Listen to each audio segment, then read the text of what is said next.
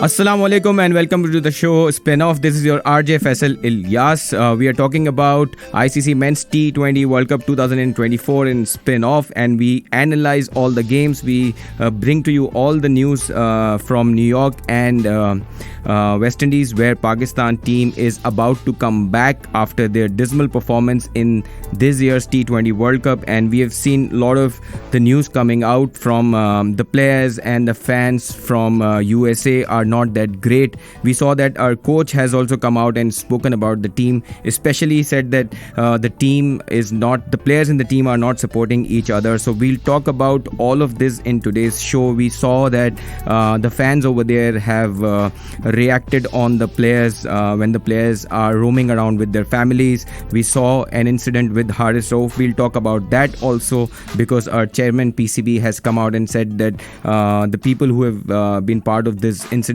will have to apologize with Haris Rauf, or the legal action will be taken against this kind of people. So we'll talk about this incident because this belongs to us. I mean, we are all cricket fans, and we react on this kind of situations when the team does not perform so well. But what should be the reaction and up to what extent we can go is something that we should talk about. We'll also talk about individual performances in today's show, because the Super 8 stage of the T20 World Cup is going to start from tonight, and outstanding matches are coming up.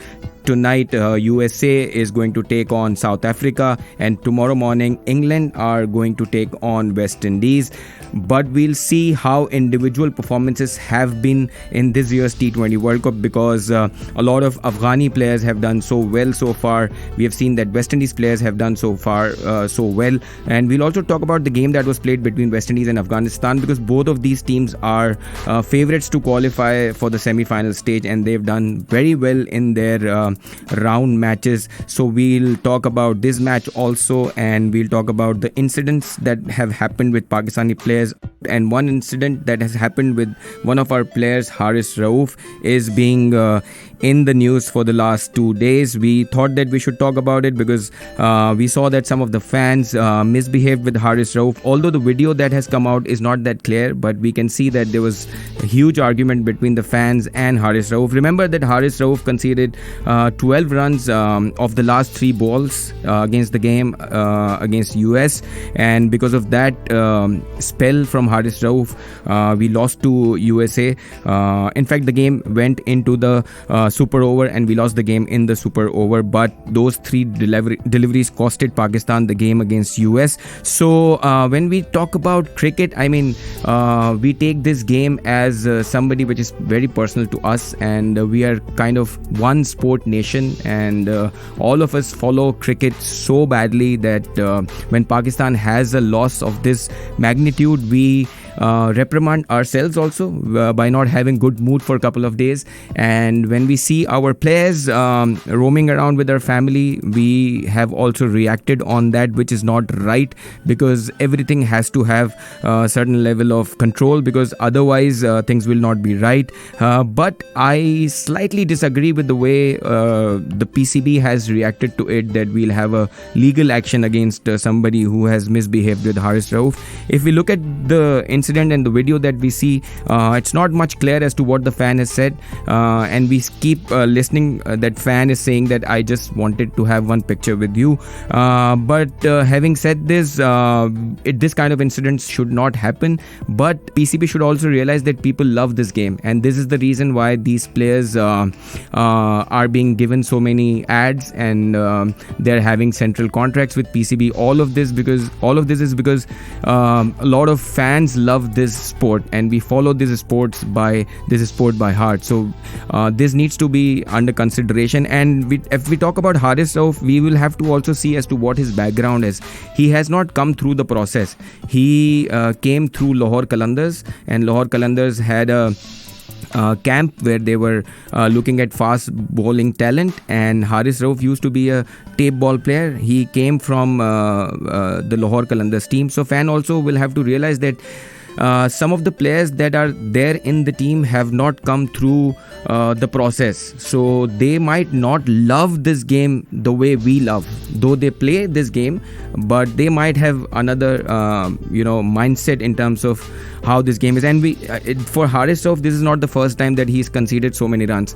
If we could remember the game in Melbourne in the last T20 World Cup, he conceded 2 sixes to Virat Kohli, and after that match also he had to say that since it's Virat Kohli, so he is the only one who could hit me so badly. But now he's got hit by USA's player Aaron Johns, who also hit Haris Rauf for a 6. So this game is so cruel that if you take it for granted, this is how it treats you. I mean, he's now been hit by somebody who has not played a match of this magnitude. But Haris Rauf has been representing Pakistan for so many years, and we saw that he made mistakes in such a game against US, and it turned out to be the game where, because of which, Pakistan is out of this World Cup.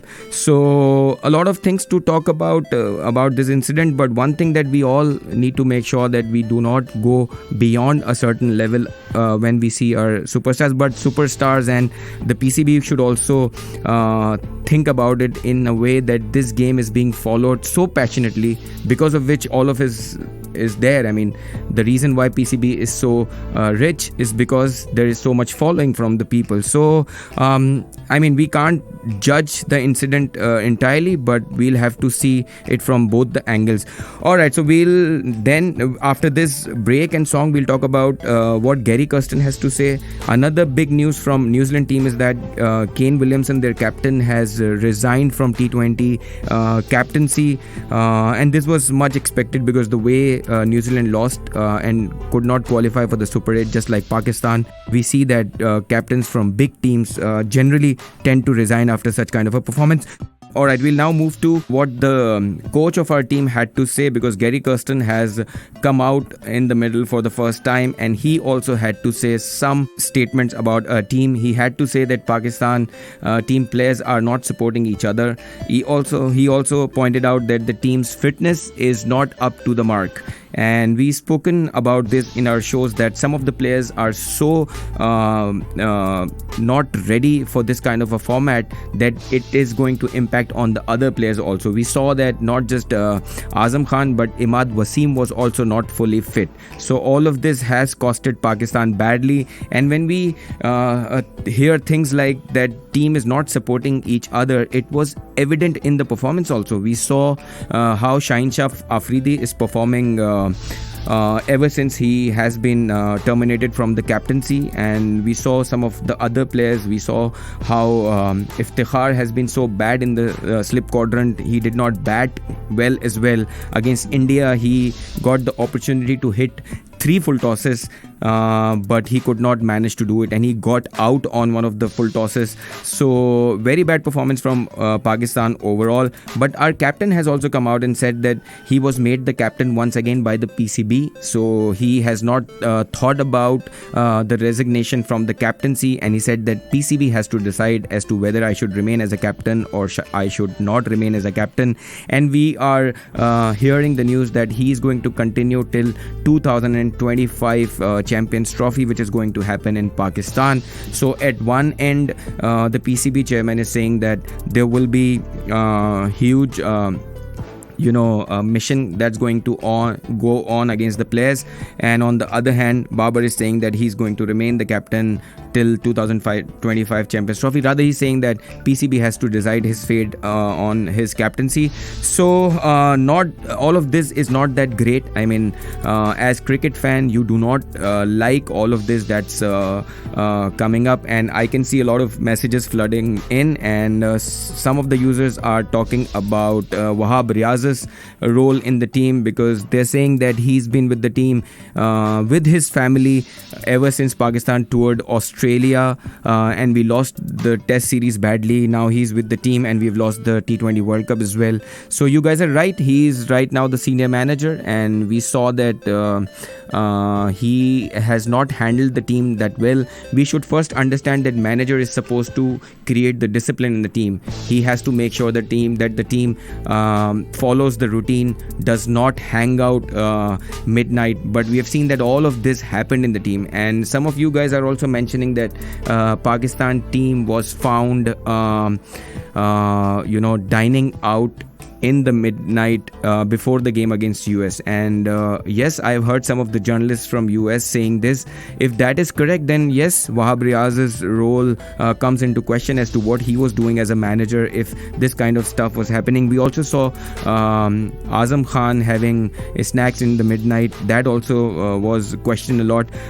But this is also one of the reasons why people in US are Pakistani people who support our game in US are so furious about our team, because one thing is for sure, we were not prepared for the USA leg of the league. And in USA, all of our players wanted to have good time with their family. We saw Rauf roaming around and having occupied in this kind of incident. So a lot of bad things that have happened in the last 1 month or so with Pakistan. But Babar Azam has been the captain since 2019, and this T20 World Cup was the worst for him as a captain. But the team members who have not supported the team and especially Babar should also know that this kind of incident happened in 2009 as well, when Shahid Afridi became the captain in 2010. We'll talk about what was his performance as a captain after 2010, when Yunus Khan was removed from captaincy of T20 after becoming the champion team for Pakistan. So the players should also realize that this phase will go out, but all of what they are doing will remain in the memories of the people. We'll talk about it further. We'll also analyze the game between West Indies and Afghanistan. Why I want to talk about this game is because the way West Indies outclassed Afghanistan in this game is something that's a very learning case study for Pakistan, because when you play a game like this against a side which is way inexperienced compared to you, then you have to take such initiatives that West Indies took in this game, and they won the game by 104 runs. Why we want to talk about this game is to understand as to what an intent can do in a game of cricket, because T20 format is such that your intent becomes very critical. We saw that Afghanistan won the toss. They asked West Indies to bat on a pitch which was swinging, seaming, and it was not easy to bat on, but West Indies managed to score 218 runs thanks to their captain's batting effort of 98 of just 53 balls. And you cannot imagine they scored 92 runs in the power play. And we are talking about this kind of a performance against Afghanistan, who have looked very threatening in this tournament. They completely outclassed New Zealand, but in this game West Indies managed to outclass Afghanistan. And why we are saying all of this is because this is how you play against a team which is much inexperienced against you. If you show the intent, if you show the power, if you come up with a plan, then only you can beat a team like Afghanistan. Or we could have had this kind of a game against US where we should have shown some intent and we would have won the game, but that's not the case. But West Indies was very good. They scored 92 runs in the power play, which itself is a record. Then from over 7 to 10 in the middle overs, they did well, and we saw their players like Pooran and Andre Russell. The kind of batting that they do is exceptionally good, and it looks like a batting of contemporary players, and you want these players to fire in T20 format. If we talk about our team, they lack all of this. Their intent is not there. But coming back to this game again, Nicholas Pooran was outstanding, like I said, and not only in batting but in bowling as well. Afghanistan could only score 114 runs because of outstanding bowling from West Indies. So in this game, West Indies completely outclassed Afghanistan and topped this group. We've already discussed that 8 teams have qualified for the next round, but wake up call for Afghanistan after this game. And the good thing is that this has come in the before going into the round of 8, where 2 groups have been divided, and with this game Afghanistan will get to learn. We saw that in 2023 50 over World Cup also, Australia actually outclassed Afghanistan, due to which they had to come out of that tournament. But this has happened to them in much earlier in this tournament, so it's going to help them prepare for the next game, because now they have to face big teams like Australia, India and all of that. The Super 8 will be on, and tonight the first game between South Africa and USA will be played, and tomorrow morning there will be a big game between England and West Indies. So we'll do a build up of both these games also, because all of these four teams are very, very important, and obviously England and West Indies could also be the contenders for the top four, and eventually should be playing the final as well. Group stages have been finished. Now the Super 8 round has started. There are two groups in Super 8. Group 1 consists of India, Australia, Afghanistan and Bangladesh. Group 2 consists of hosts USA, England, West Indies and South Africa. So these two groups have been created in the Super 8. All of these teams will be, in fact, Group 1 will be playing their games, and Group 2 will also be playing their games, whereby two teams from each group will come out and play the semi-finals, and the finals will be played on 29 June. Tonight, two games are coming up. First game is at 7:30 p.m. Between South Africa and USA, and the second game is in fact tomorrow morning at 5:30 a.m., which is between England and West Indies. So both the hosts USA and West Indies will be playing their first games in the Super 8 from now on, and we are super excited for the game, especially between England and West Indies. And let's not forget that USA is also a team which has looked very prepared in this tournament, and they've already beaten a side like Pakistan to qualify for the Super 8. So all cricket fans should be super excited. I'm sure Pakistani fans are not that excited because of the team's performance, but people who generally love cricket will love the kind of teams that have qualified for the Super 8, because all of these teams are very competitive, and especially teams like England, West Indies, South Africa, India, Australia. They have been the great teams to watch, and we are expecting that exciting games will come up, and we'll talk about all of these games. We'll analyze all of these games, but also we'll take your messages. I've seen some of the messages on WhatsApp, and people are again criticizing the team's selection. They're saying that why Shadab Khan was in the team, although he was not been bowling in the middle, and we saw he just bowled one over against Ireland, and even against Canada he did not bowl completely. So why not Abrar became part of the team? This is one question that seriously I also want to ask Babar, because we also expected Abrar, who is a mystery spinner for Pakistan. He's done so well in the longer format, and people were expecting him to be part of the team in 2023 World Cup as well, but he remained on the bench and he did not play any game. He was not part of the 15 squad member over here, but in T20 World Cup he was part of the 15 member squad, but he did not get a single game in the World Cup. So I also want to ask this question from Babar. Let's hope that when he's here he will be asked all of these questions. And the news also is that Babar, Shaheen and Rizwan, all of these three who are contenders for captaincy in the shorter format, will not be part of the team in the test series that we have to play against Bangladesh. So it's still yet to be confirmed, but this news is coming out from the PCB sources, but we'll see whether that happens or not. But I think all of these players are good for the longer format. In fact, Shaheen Shah Afridi is considered to be the good player for all the formats, but especially Babar and Rizwan are pretty good for the longer format. But a lot of changes are to happen in the team, and I am sure we'll have a bigger pool of players, and we'll have many players tested, because one of the big reasons that I feel that has costed Pakistan this kind of a lackluster performance is because we have not tried many players. Like you guys just asked the question about Abrar Ahmed. There are a lot of players. There's this Hasibullah, who's a left-handed wicketkeeper batsman from Peshawar. He doesn't get the chance to play. We saw Haris, the keeper, who is a very fit fielder. He's been a very good keeper as well. He was one of the instrumental players in the last T20 World Cup in the wins against South Africa and Bangladesh last time round.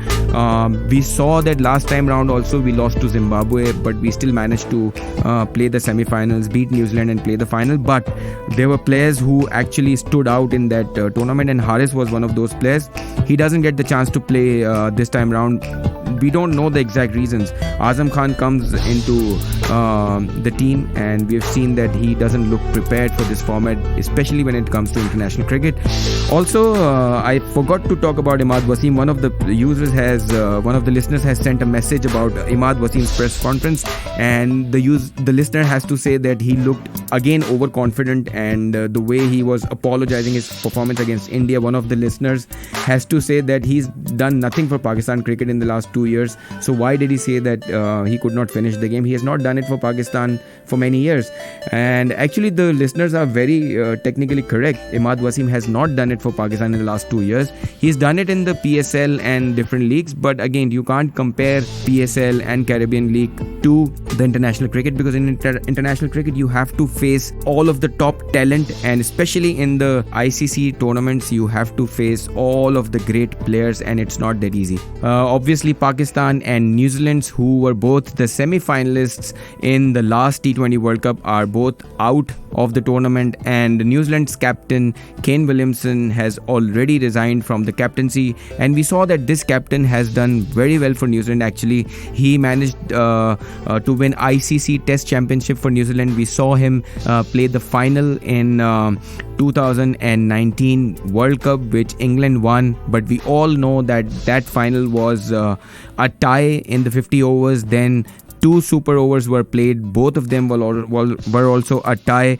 So outstanding captain for New Zealand. A long, big, successful story of a captain comes to an end. And we have seen that in T20 tournaments also, he did so well. In the last T20 tournament, he played the semi-final for New Zealand, and New Zealand has always been a team which does well in ICC tournaments, although they do not become champion many a times, but they do well in ICC tournaments. They did not do well this time round, and their captain has resigned. On the other hand, if we talk about our captain, he is planning to come back Pakistan, and we've seen his statements that he became the captain second time round because of PCB, and he has to say that PCB has to decide whether Babar Azam will continue to be the captain or there will be a change in the captaincy.